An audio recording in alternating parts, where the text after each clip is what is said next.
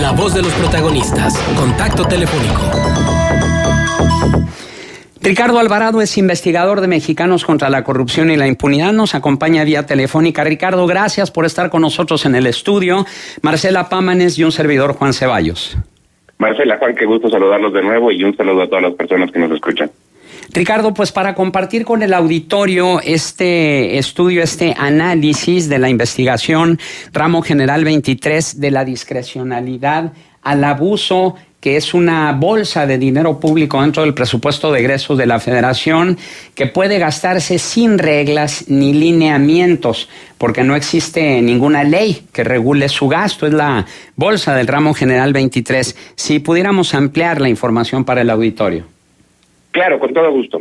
Mira, de volada, el presupuesto de egresos de la Federación es un documento que dicta cómo debe gastarse el dinero público del gobierno federal durante el año, ¿no? ¿Quién gasta y cómo gasta?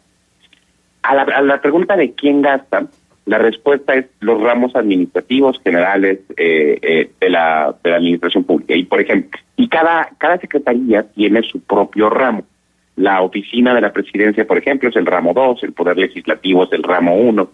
Y existen, además de los ramos de cada secretaría, otros ramos que llaman ramos generales, que son, por ejemplo, los que reparten el dinero a las entidades federativas, las transferencias y las aportaciones, que son los ramos 28 y 33.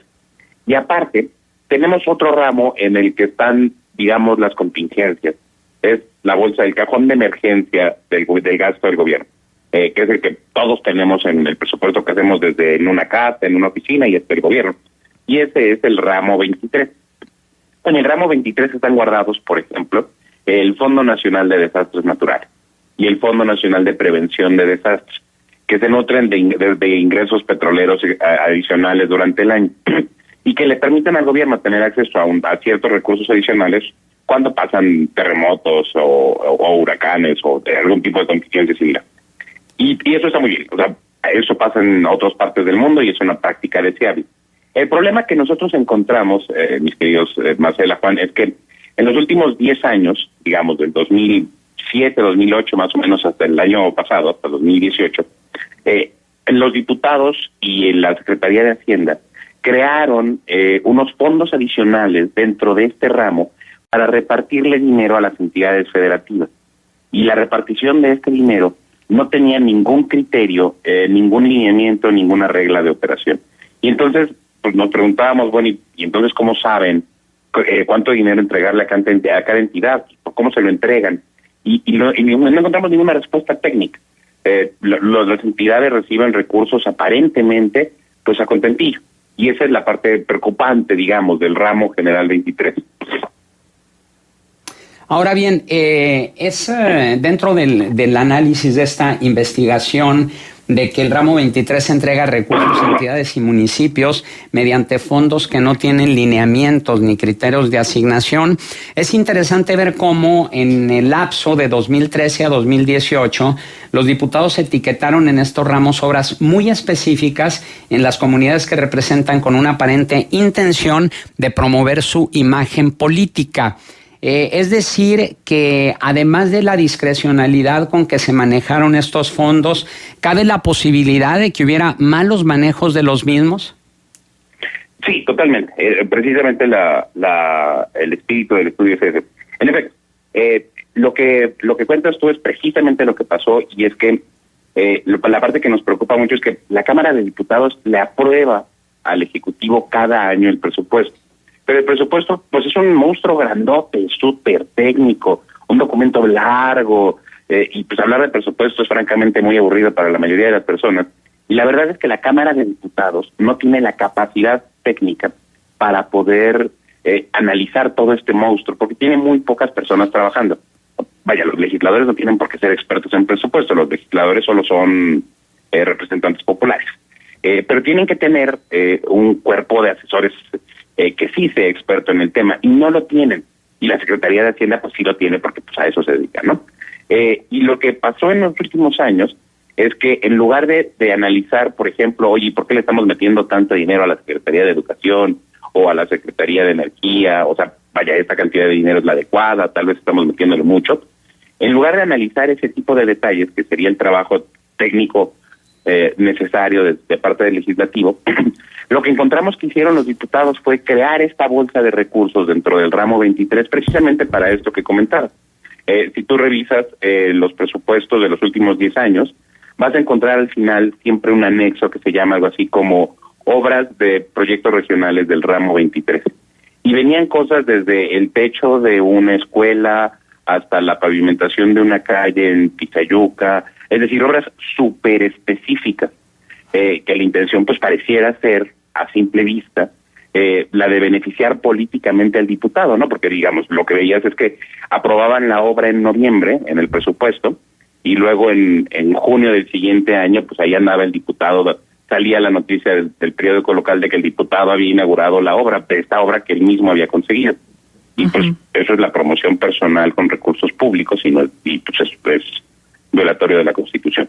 Y además, otras cosas que pasaron fue que probablemente en muchos de esos casos acabó en cuestiones abiertamente de abuso, como las que están documentadas en torno al coordinador parlamentario del Partido Acción Nacional en 2013, Luis Alberto Villarreal, quien pedía un porcentaje de los recursos aprobados a los presidentes municipales de estos proyectos, por ejemplo, ¿no?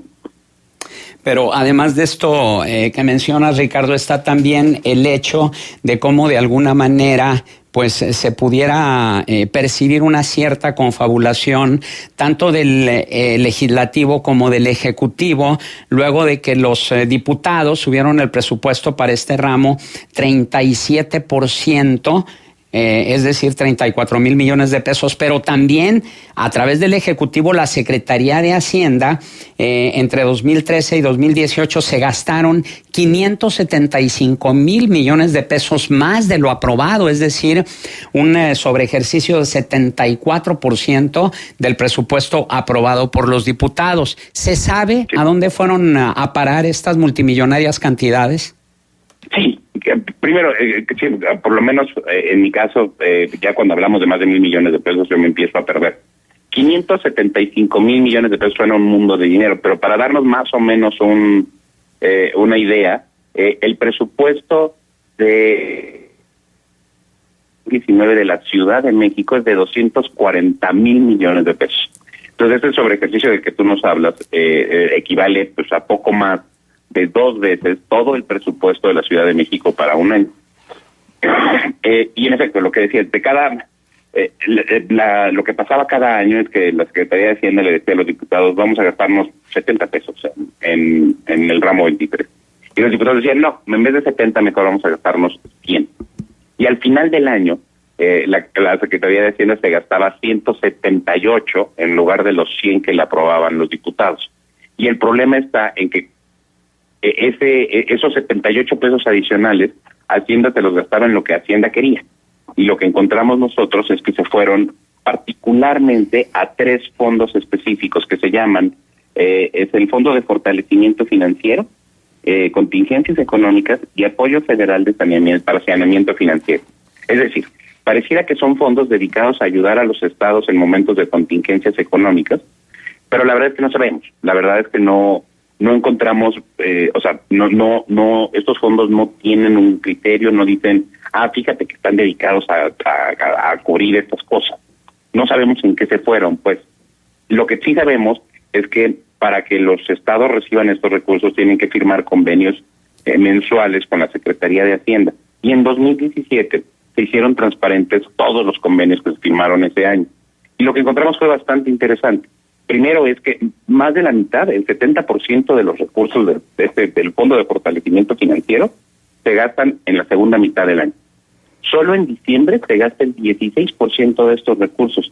Y encontramos que se firman contratos de manera aparentemente arbitraria. El Estado de México tiene firmados contratos 3 veces por más de 1,000 millones de pesos en cada uno de estos contratos, sin que haya una explicación de por qué particularmente en ese mes los necesitaban. Y el convenio no establece para qué iban a ser destinados esos gastos, simplemente se asignan.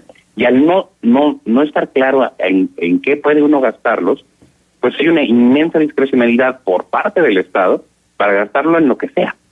Y eso, pues al elevar la discrecionalidad de esta manera, pues es muy probable que haya acabado en abusos en abusos públicos.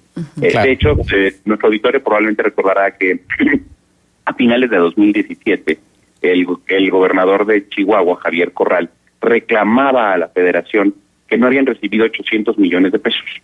Estos 800 millones de pesos venían precisamente de este fondo, del Fondo de Fortalecimiento Financiero. Y es que las entidades podrían, como aparentemente, pues, se acostumbraron a recibir recursos, pues cuando no les alcanzaba, por ejemplo, para pagar los aguinaldos, pues simplemente iban con la Secretaría de Hacienda y pedían un poco más de dinero y se les asignaba a través del ramo general 23. Y pues eso es bastante preocupante porque lo único que pasa es que en vez de tener un federalismo fiscal en el que cada quien gaste de manera responsable los recursos que tiene a la mano, pues siempre puede uno ir a llorarle a la Secretaría de Hacienda para pedir más dinero sin saber realmente en qué se lo gasta.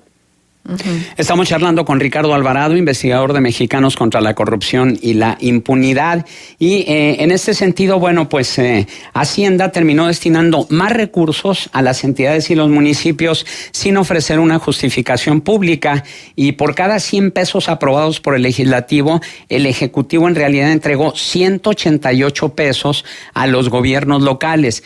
¿Cómo se explica entonces que si las entidades federativas recibieron muchos más recursos de los que tenían presupuestados y recibieran más recursos de los que recibían en sexenios anteriores, tuvieran que recurrir a un mayor endeudamiento? Pues probable, en políticas públicas le llamamos pork barrel, ¿no? Que es una suerte de barril sin fondo. Cuando uno está acostumbrado a seguir recibiendo recursos, pues simplemente inflas gastos y dedicas mayores recursos a otras obras. Por ejemplo, lo que explicaba la experta en presupuestos de México Evalúa, Mariana Campos, es que justo a partir de la creación de estos fondos del ramo general 23, es que uno encuentra que un montón de municipios también se ponen a hacer lo que ellos llaman como programas sociales, y se ponen como a repartir tinacos y darle dinero a las personas de la tercera edad desde los municipios, cuando los municipios tienen como acceso a muy poco presupuesto, no, y pues no tienen como esas facultades realmente. Pues probablemente lo que pasaba era eso, que en lugar de tener obras públicas concretas o programas sociales mucho mejor aterrizados, los estados empezaron a crear fondos que repartían dinero así sin más. Y pues lo podían hacer porque estaban financiados por este fondo federal que les inyectaba recursos adicionales que no estaban contemplados en su presupuesto al principio del año.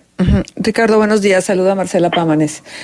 Ricardo, ¿cuáles serían los contrapesos? ¿Qué tendría que hacerse? ¿Un nuevo marco legal o dónde podría estar el acotamiento real y verdadero para este tipo de programas en tanto que se suspenden, ¿no? Porque había por ahí algún ofrecimiento de Andrés Manuel López Obrador de desaparecer el programa del ramo 25 o 23. Corrígeme, Ricardo.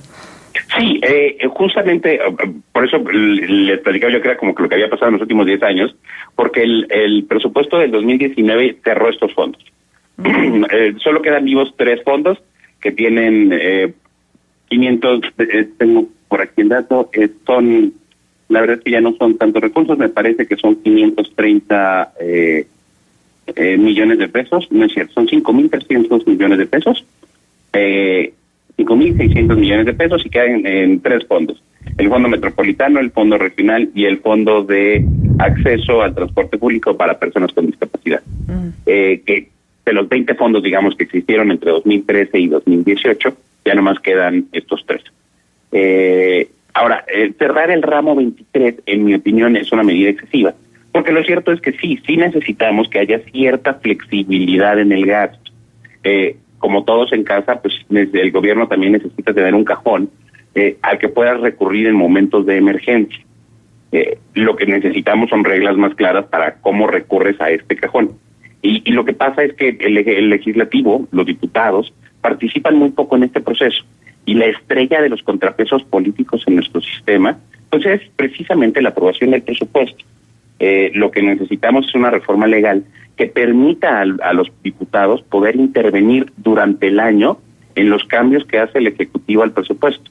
Es decir, cuando la Secretaría de Hacienda quiera gastar más dinero del que tenía presupuestado para ciertos fondos, consultarlo con la Comisión de Presupuesto y Cuenta Pública de la Cámara de Diputados. Es decir, necesitamos como un mecanismo en el que los diputados y el presidente o la Secretaría de Hacienda se comuniquen durante el año para tener la aprobación de estas modificaciones. Eso es lo que podría reducir dramáticamente la discrecionalidad en cómo gasta el Ejecutivo. Porque el ramo 23 es solo una muestra de algo que pasa en gigantesco, que es que el gobierno federal gasta en promedio el 7% más de lo que tiene aprobado en el presupuesto al año, y eso son como 43,000 millones de pesos.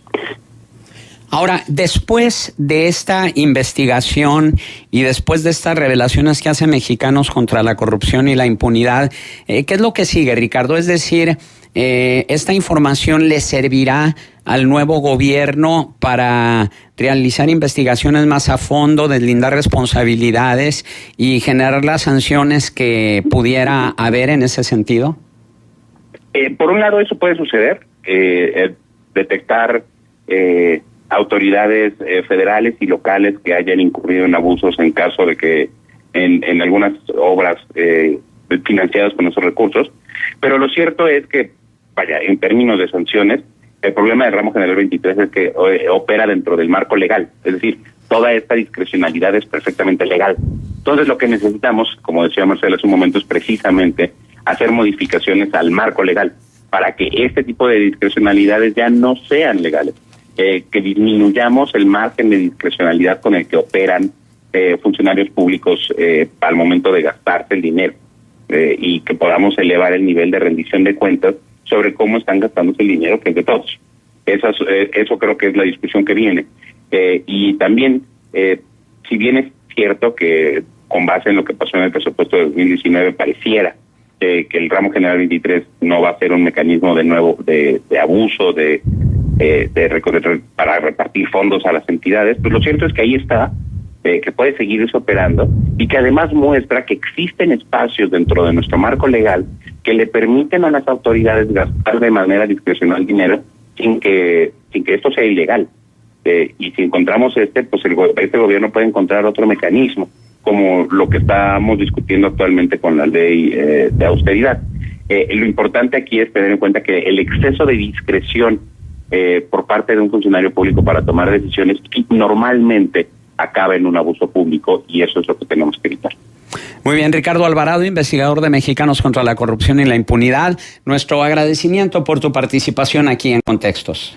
Al contrario, gracias a ustedes por la oportunidad de platicar de este informe. Buenos días.